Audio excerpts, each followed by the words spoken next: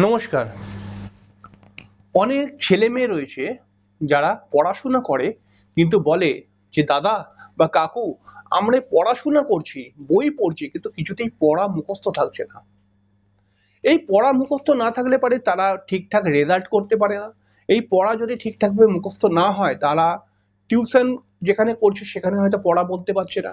এই পড়াশোনা যদি ঠিকঠাকভাবে না হয় তাহলে এটা মা বাবারও চিন্তা। তো আমি আজকে একটি উপায় বলবো, এই উপায়টি অবশ্যই করো বা এই উপায়টি অবশ্যই করুন। দেখবেন আপনি যদি পড়েন আপনার পড়া মুখস্থ থাকবেই থাকবে। তাহলে উপায়টি কি?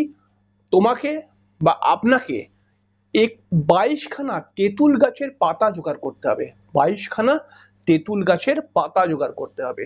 এই তেঁতুল গাছের পাতা জোগাড় করে নিয়ে আসতে হবে।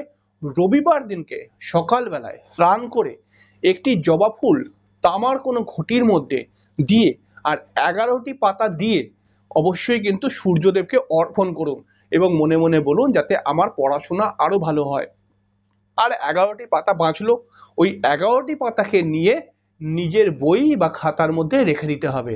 এবং এটা যদি কোনো ছাত্রছাত্রীরা করতে পারে তাদের পড়াশোনা অনেক ভালো হয়ে যাবে এবং তারা যে কমপ্লেন করছিল যে পড়ছি কিন্তু পড়া মুখস্থ হচ্ছে না, চঞ্চলতা, মনটা অন্যদিকে চলে যাচ্ছে, সেই জায়গাটা কিন্তু আস্তে আস্তে আস্তে আস্তে করে পুরোপুরি ঠিক হয়ে যাবে এবং এইটা করলে পারে রেজাল্ট কিন্তু খুব ভালো হয় আস্তে আস্তে করে।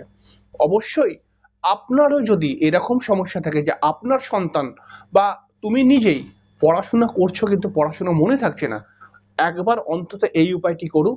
কারণ এটি একটি অদ্ভুত উপায় এবং এই উপায়টিতে প্রচুর আমি দেখেছি যে ঠিক হয়ে গেছে এবং তারা পরবর্তী সময় বলেছে দাদা আমার পড়াশোনা মন আসছে কিন্তু। তো এই উপায়টি তুমিও করো, তোমারও কিন্তু পড়াশোনা আস্তে আস্তে করে ভালো হবেই হবে এবং উপায়টি খুব ভালো রেজাল্ট দেয় কিন্তু।